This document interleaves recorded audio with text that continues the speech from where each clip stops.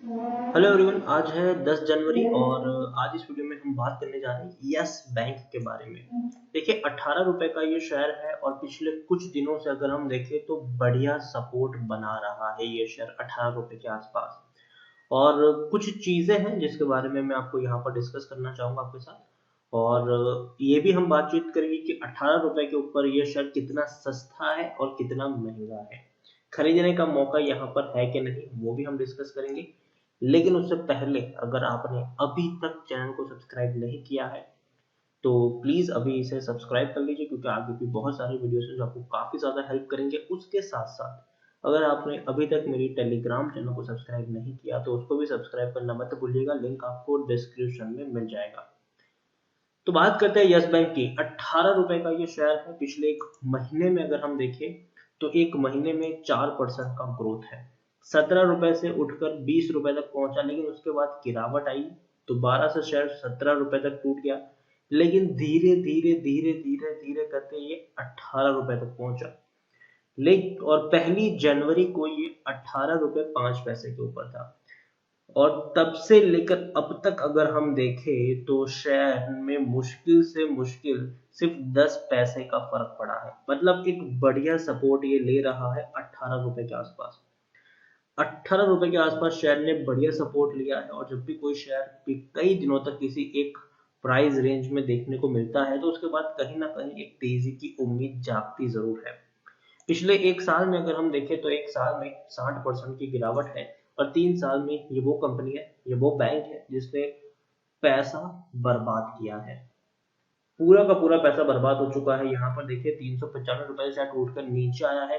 और ये वो लेवल से जहां पर मैंने आपको कंटिन्यूअस इस शेयर को अवॉइड करने की ही सलाह दी थी। लेकिन जैसे ही इसका एफपीओ आया, जब शेयर 12 रुपए के आसपास पहुंचा, तब मैंने कहा था कि अब ये सस्ता हो चुका है, अब यहाँ पर बाइंग बनती है, अब आप यहाँ पर बाइंग कर लीजिए, डरने की जरूरत नहीं है। उसके बाद अच्छी खासी रैली भी हमें देखने को मिली और काफी कछुए की गति से शेयर धीरे धीरे आगे बढ़ रहा है, लेकिन बढ़ जरूर रहा है, नीचे नहीं गिर रहा है, आगे ही बढ़ रहा है। और ये पॉजिटिव ट्रेंड हम कह सकते हैं। यहाँ पर लार्ज कैप शेयर है, ये 45,500 करोड़ के आसपास का मार्केट कैप है और ऑफिशियली इसको लार्ज कैप का दर्जा भी मिल चुका है। यहाँ पर आप देखिए वॉल्यूम ट्रेड 2 करोड़ से भी ज्यादा का वॉल्यूम ट्रेड बीएससी में है और 18 करोड़ से भी ज्यादा का वॉल्यूम ट्रेड आपको एनएससी में देखने को मिल रहा है। एफआईज ने अपनी होल्डिंग को कट डाउन की है, म्यूचुअल फंड ने अपनी होल्डिंग को कट डाउन की है, इंश्योरेंस कंपनी ने अपनी होल्डिंग को मेंटेन किया है। हालांकि ये सितंबर क्वार्टर की होल्डिंग है और इसको अगर मार्च से कंपेयर करेंगे तो काफी बड़ा इजाफा भी देखने को मिला है। लेकिन दिसंबर क्वार्टर की शेयर होल्डिंग वाकई में एक डिसाइडिंग शेयर होल्डिंग होगी।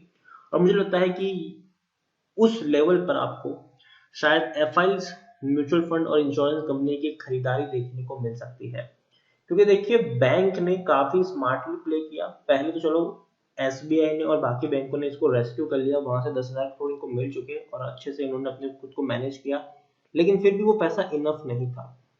तो बैंक ने क्या किया, जब 26 रुपए के ऊपर शेयर ट्रेड कर रहा था तब भैया वो 13 रुपए के ऊपर एफपीओ लेकर आ गए। और उन एफपीओ से तकरीबन तकरीबन 15,000 करोड़ की इन्होंने फंड रेजिंग कर ली। मतलब बैंक सेव कर लिया, अच्छी खासी लिक्विडिटी इनके पास आ गई। और पुराने मैनेजमेंट के अंडर में जो गलतियां हुई थी वो गलतियों को नया मैनेजमेंट दोहराने की कोशिश बिल्कुल भी नहीं करेगा आने वाले दिनों में। और वही हो भी रहा है।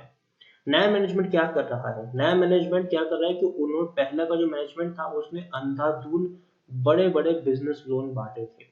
और नए मैनेजमेंट ने वो चीजों को कम किया और अब वो सिर्फ और सिर्फ बड़ा जो अमाउंट है वो एमएसएमई, जो छोटे एमएसएमई है, उनको देने वाले हैं। जिससे क्या हुआ कि वो जो लोन होते हैं उनका रिकवरी रेट बहुत ही ज्यादा होता है और आसानी से वो लोन रिकवर किए जा सकते हैं।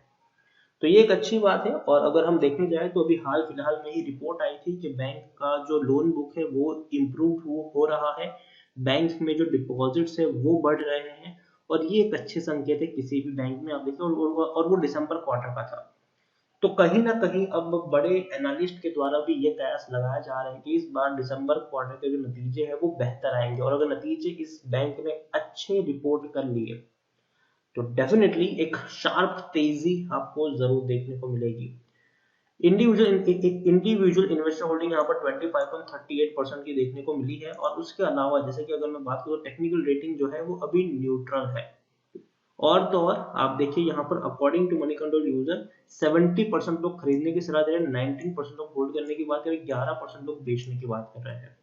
यहाँ पर इनके नतीजे कब आएंगे, अभी तक इसको लेकर कोई डेट सामने नहीं आई है, लेकिन जैसे ही डेट सामने आ जाएगी कि भैया अगर इसके नतीजे इस तारीख को आएंगे, तो याद रखिए उसी दिन से शेयर में आपको काफी ज्यादा मूवमेंट देखने को मिलेगा, उसी दिन से शेयर में आपको तेजी भी देखने को मिलेगी।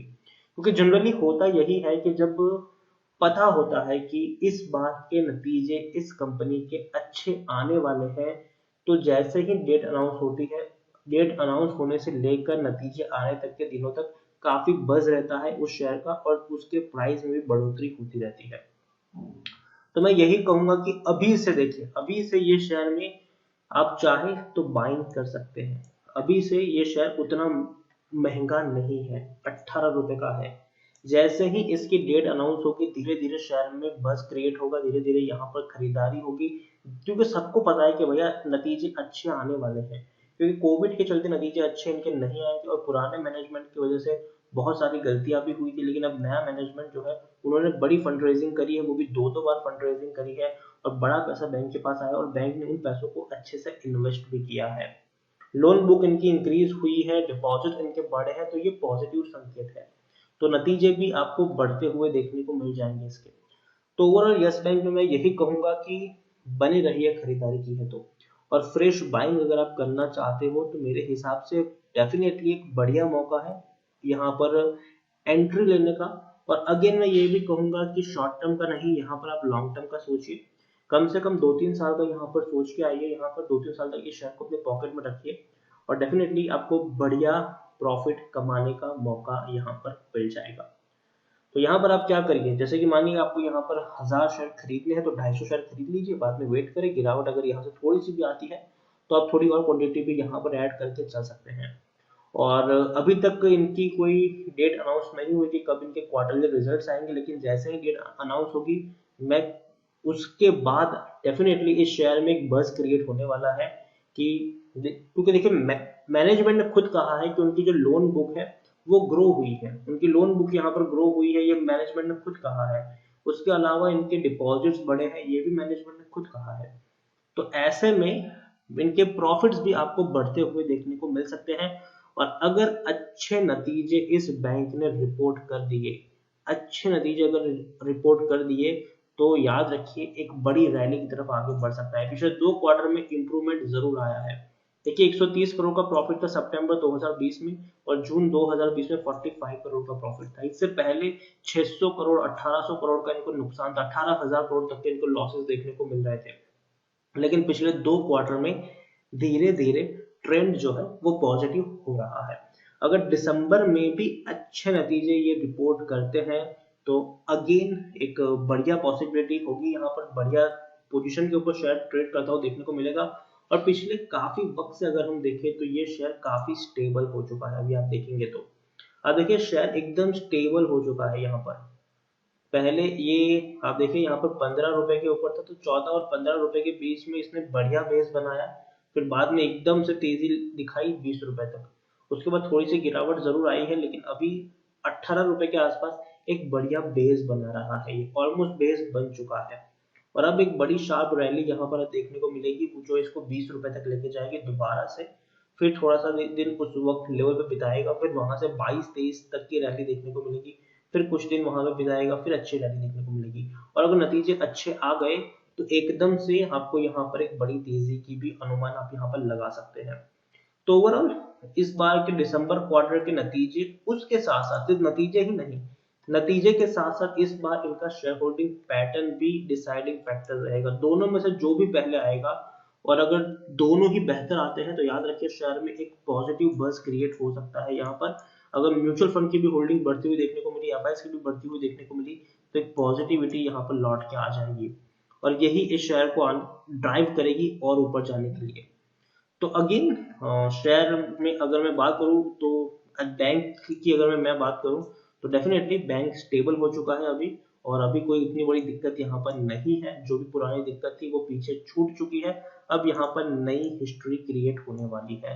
तो बने रहिए, फ्रेश बाइंग करना चाहो तो भी कर सकते हो, डरने की कोई इतनी ज्यादा जरूरत नहीं है, और टुकड़ों में खरीदारी करो जब भी यहाँ पर गिरावट आए।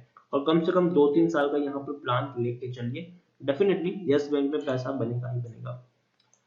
तो वीडियो को यहीं पे एंड करूंगा। पसंद आया हो तो प्लीज लाइक करें, शेयर करें, चैनल पर अगर पहली बार है तो प्लीज सब्सक्राइब करें, और यस बैंक के बारे में आप क्या सोचते हैं वो भी आप मुझे कमेंट में लिखकर बता सकते हैं। Thank you.